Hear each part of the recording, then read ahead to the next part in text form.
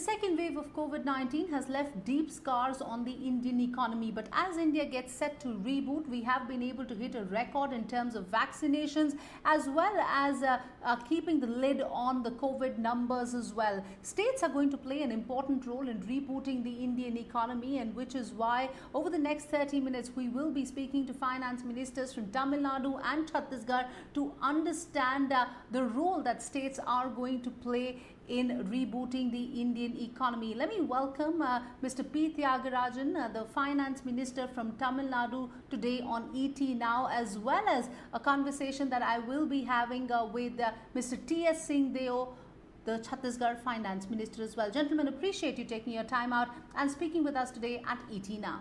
Given the fact that the third wave, of course, looms large, I want to understand from you in terms of the preparations that, of course, are going behind it, and, of course, the economic impact, because that is going to be key. While we're talking about coming out of the second wave and, putting behind some of those concerns with respect to the economy as well, if there is a third wave, then the amount of fiscal decay that we will see both on the central side as well as the state side is going to be pretty massive. So, of course, the second wave has had an economic impact. In my understanding, at least in Tamil Nadu, though the second wave was of 5-6 times the magnitude of the first wave, the economic impact wasn't nearly as bad, because the first wave, we were operating in the dark. The whole country went into a massive lockdown with 4 hours notice. And the devastation of that lockdown is hard to imagine, and certainly nobody would replicate that. So all of the second wave lockdowns at some level have been hugely less impactful on a day-to-day basis or at a macroeconomic basis than the first wave, which was much less in magnitude of infection or spread, but much higher in economic impact. Of course, the third wave looms.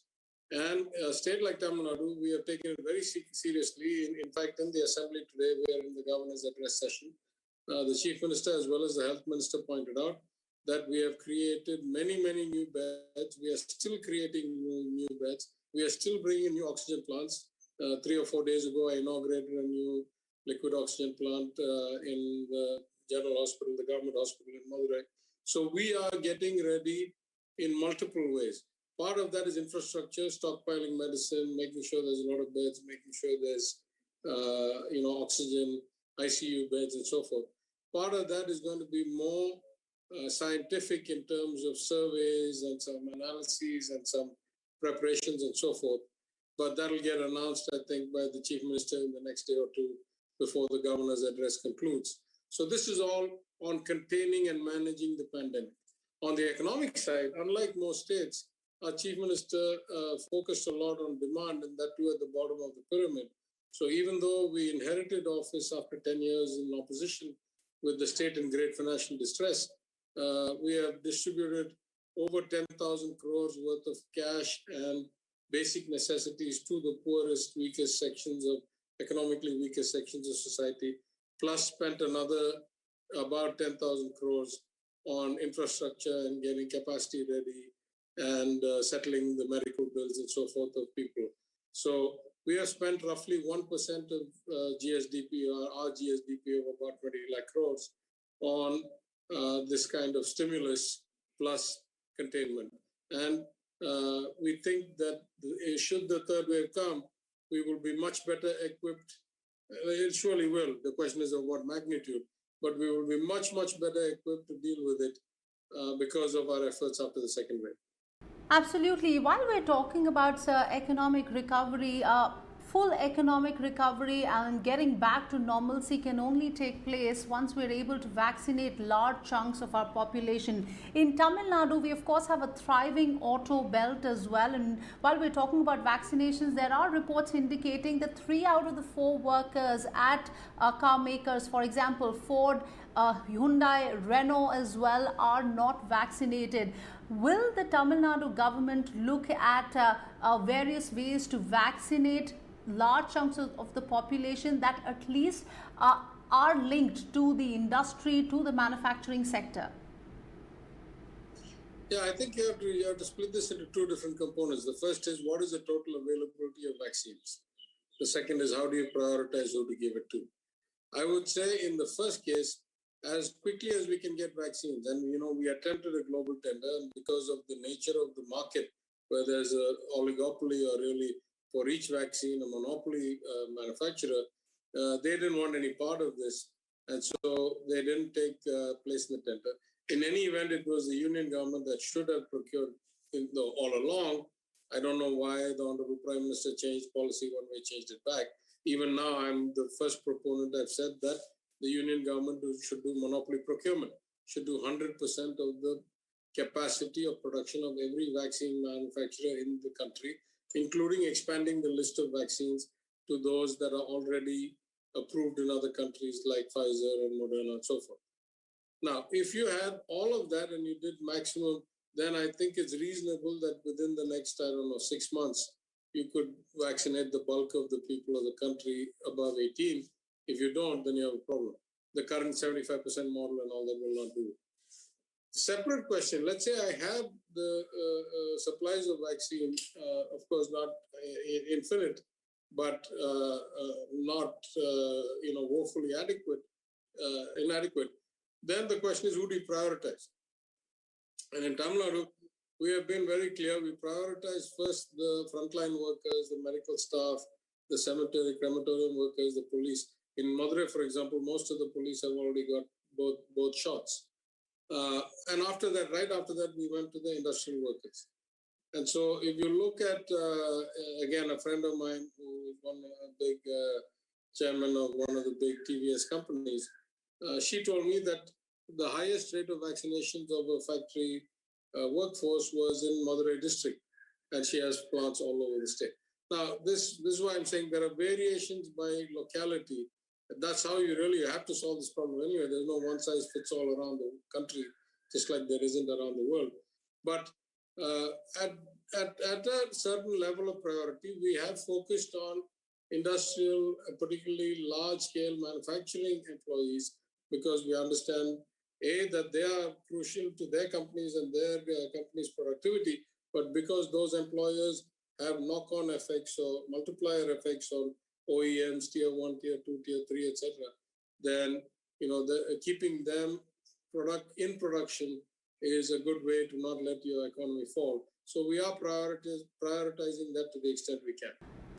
Having said that, I also want to understand from you, you have been talking about the extent of fiscal decay as well in the state's finances. What is your assessment of where we stand so far? You have been talking about a massive revenue deficit. What is the solution for it? Because given the fact that, of course, there are inflation concerns as well, the central government is not reducing any taxes on fuel because they fear that that the states may just hike those taxes, and ultimately the relief may not be provided to the common man. So what is going to be the way forward while we're able to give some sort of a relief to the common man and also look at a solution for the wide revenue gap as well? Yeah, let me start first by saying I think it's hugely disingenuous of the union government to say something like, were we to reduce the taxes at the union level, the states would fill up the gap. It is like what we call in psychology projection. It is what they have done to us. Now they are worried or implying that we will do to them. The union government's taxation of petrol and diesel has gone from 90% excise shareable to the taxes at roughly 9 rupees a litre in petrol in 2014 and 4 rupees a litre in diesel in 2014 to something like 32, 33 rupees each, of which 95% or 96% is not shareable to the states. So they have gone from getting something like 2 rupees or 3 rupees a litre in diesel to 30 rupees a litre in diesel, and 5 or 6 rupees a litre in petrol to 32 rupees or something a litre in petrol without sharing 1 paisa of that to us. Now they say, oh, were we to reduce, the states will hike. I think that's disingenuous at best or completely, kind of immoral at worst. So let's not get into this, who's going to cut what tax and all that stuff. The fact of the matter is that the union government's share of tax revenues have grown dramatically by a huge jump in cess and surcharge taxes, which they don't share with the states, that have gone up from 10-12% of total revenues to something like 23-24% of total revenues. And the fact that the remaining taxes are greatly skewed away from the states anyway after GST. There's still GST dues, they're still backed up by GST, there's still all these other problems, there's no compensation payments, the basis on which we signed up for the law. So, I don't think there's any question that the union government is not in a position to either dictate or accuse us of likely to be raising taxes should they cut. They should cut because they have increased by 1,000% in one case and 300-something percent in the 500% in the other case. That's where they should cut. We have not increased like that. There's no room for us to cut like that. Separate question, how do you fix the problem? It's not my job to think about the union. I'll only talk about the state. The state, as I've said all along, the basic problem is lack of revenue as a percentage of GSDP. If it doesn't come, it must be leaking. Where is it leaking? In commercial taxes, in other valuations, in other rate settings, in mining, in royalties. Here we know where these are leaking from. Probably in TASMAC, in alcohol-related taxes or dividends. So we just need to tighten the administration of the government to get back the missing 3.5% of GSDP that we ought to be at. We used to be 10.5, 11% of GSDP, states-owned revenues, where we were at 7 pre-COVID, and we're probably at 6 or 5.8 or 6.2 post-COVID. So we have to get back to 10, 10.5. My colleague, the Commercial Taxes Minister and the Registration Minister, and I attended an event on Saturday together in Madurai, and he said, in his opinion, even based on early estimates of about 6 weeks, he feels that there's a lot of tax avoidance going on, and we need to step up and improve our systems a lot. So were we to get the right data infrastructure, the right compliance, and the right kind of outlook, I am confident we can make up this 3.5-4% in the revenue. Were we to do that, then we really wouldn't have any other problem, because then we can start kind of the normal cycle of only borrowing for capital investment, be a revenue neutral state like we should be under the FRBM, Delhi and FRA, Tamil Nadu. Then you have only one problem left. That is that you have been excessively leveraged. Your debt to GSDP has gone from 16-17% to 25, 26, 27%. And your interest to revenue has gone from 11% to something like 18, 19, 20%. So these two probably need one-time restructuring. But I put that in context two ways. If Tamil Nadu's GSDP is problematic at 26, 27% of debt to GSDP, or debt is problematic, the union government's debt is something like 90% of GDP. So the union government is much worse shape than us. And also, the union government has been selling assets forever to try and balance the books. We have not needed to resort to that. So once we get the steady state problem fixed, then, with the Chief Minister's guidance, I will look at whether we need to do a one-time restructuring of debt. We have already started doing that, incidentally. Incidentally, we already started restructuring PSU debt. We have restructured the Tamil Nadu Electricity Board's debt quite a bit, and they save about 2,000 crores a year in interest. Literally, my colleague, the Electricity Minister, announced that in the Assembly today. We think there's still a lot of other people willing to come forward and help us refinance that debt at much lower. If refinancing doesn't work, then asset sales or some other way to bring down the overall debt load is the possibility. And I've said it on record, I am not considering asset sales as the primary option, mostly because I don't want to sell while I'm still, the system is broken. But were we to have to reach but that is on cards. Asset sales were called for, then we have a lot of liquidatable, market valuable shares in public companies, shares in good enterprises. We don't need to get to selling land and hard assets yet. Right. But in the experience of the central government, asset sale program, of course, takes a lot out of you, and it's not an easy process. Having said that, sir, while we're talking about the economic assessment of where things are as far as the state is concerned, there is a white paper in the works, and Tamil Nadu now has a star-studded panel as well, that will be economic panel that will be advising the Chief Minister, Raghuram Rajan, Arvind Subramaniam, John Dress, Esther Duflo, S. Narayan, all big names. I want to understand what kind of inputs will you be seeking from these 5 economists? Yeah, so let me just say for a second first that, the fact that the union has not been able to do its asset sales properly doesn't mean that we won't be able to. So don't, ascribe or attribute to us the same limitations in competence or execution that the union has. Maybe we will, maybe we won't, but don't assume that we are at that level. Number one. Number two, I think the advisory panel is really, a great gift for us. It's individuals who we value and respect a lot, who have a proven track record, not just of quality of advice or scholarship or erudition, but also of compassion and focusing on the right values and the right things. So when we were putting the panel together, the Honorable Chief Minister was very clear. He said, I'm going to be the primary kind of beneficiary or user of the panel's insight as the Minister for Finance and Human Resources Management. And so, though it is the Chief Minister's panel and though it is by his guidance, I did a lot of the legwork under his direction. And he was very clear. He said, of course, we want people who add value, but we want to have a balanced set of people who reflect our values of poverty alleviation, of social justice, of, caring for the downtrodden. And so people like Esther and Jean clearly espouse those views. But on the other hand, as I've said publicly, there's no point getting a whole bunch of people with the same point of view. We wanted people with very differing points of view.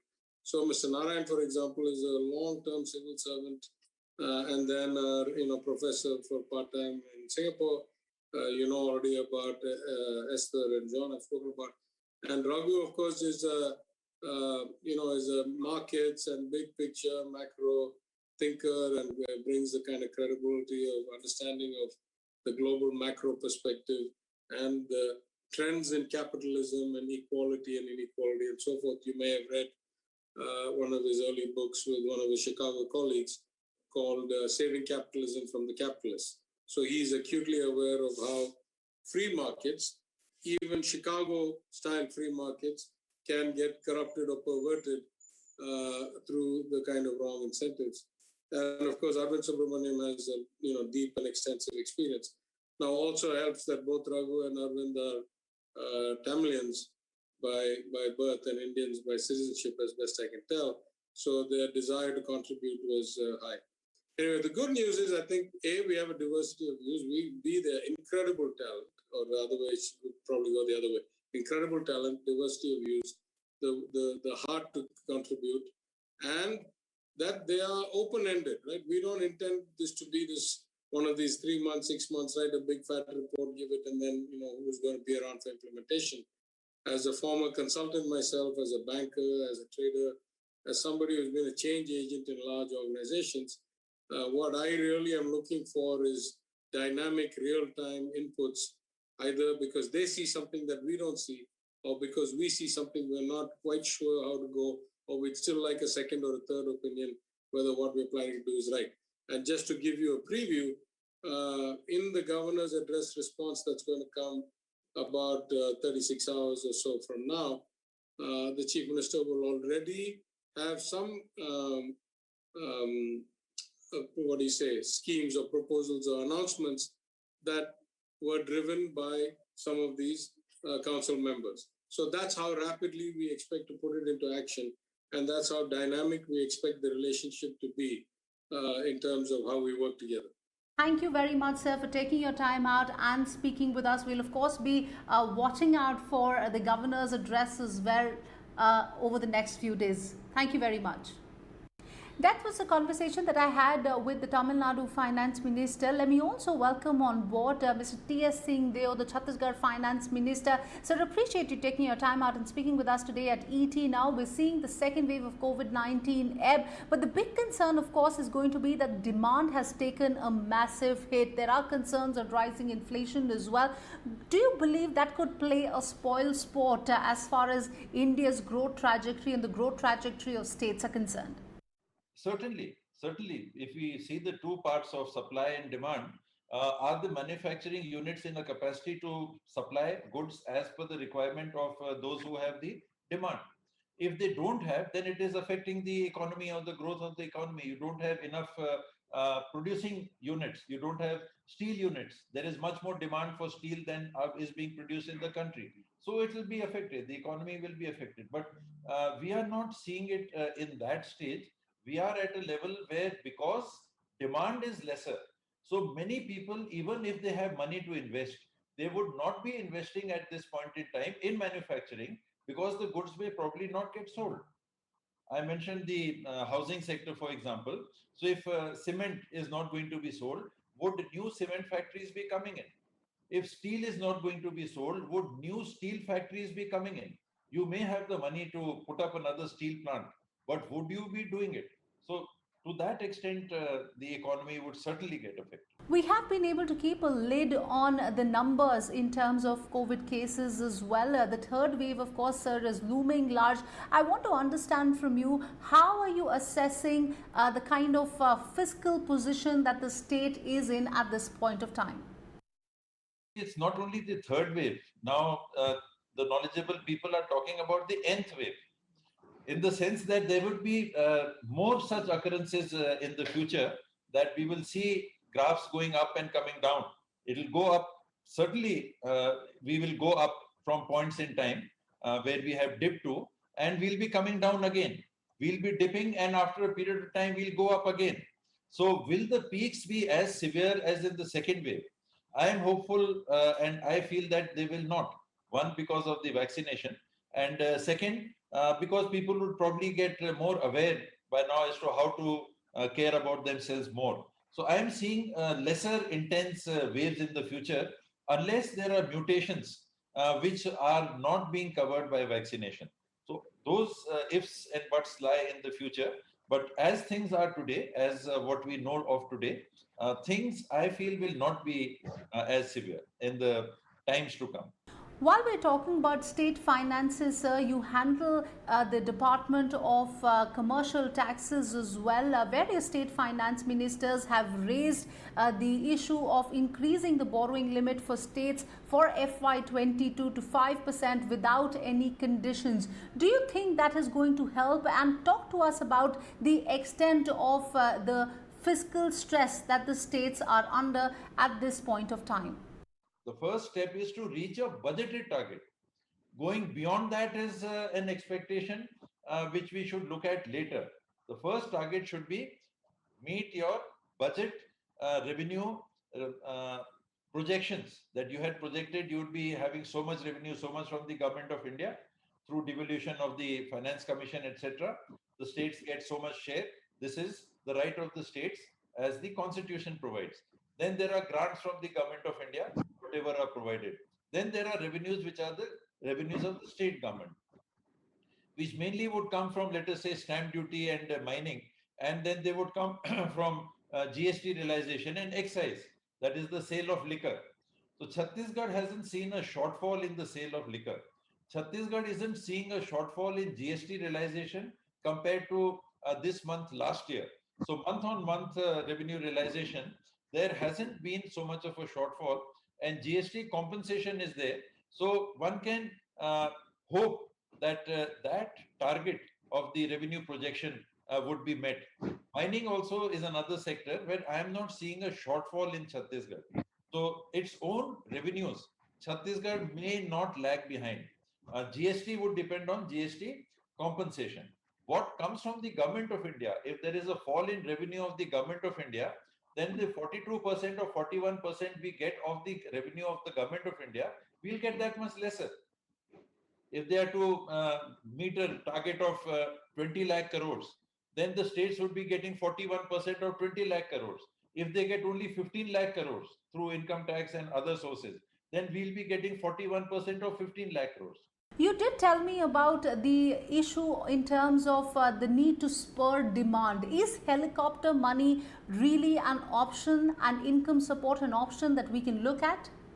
I'm in full agreement with the view that unless you have money with people to buy things, there would be no scope for manufacture. What would the manufacturer produce for if his goods are not going to be sold? And if his goods are or their goods are to be sold, you need somebody to buy them. What we have done in Chhattisgarh, and which I'm very happy to see working very well, is put, let us say, 5,000 crores additional in the pockets of our farmers through support for agriculture produce. We have come out with this Rajiv Gandhi Kisan Nyaya Yojana, where per acre we are supporting 9,000 rupees per acre support to the input, let us say, subsidization, whatever input the farmers are putting. So eventually what you are doing is giving 9,000 rupees per acre for them to spend. And where will they spend on? They're not going to keep it locked in their almirahs. I'm sure about that. They'll be buying something. And that is what supports the economic cycle. So I'm very happy that we adopted that. Rahulji, that was the first announcement he made. In the first meeting we had in the run-up to the assembly elections. I'm very happy about that. So those are the types of measures that you need. Also, you do this, then you support other segments of the economy also, so that there is a balanced growth. All right, sir. On that note, appreciate you taking your time out and speaking with us today at ET Now. Thank you very much.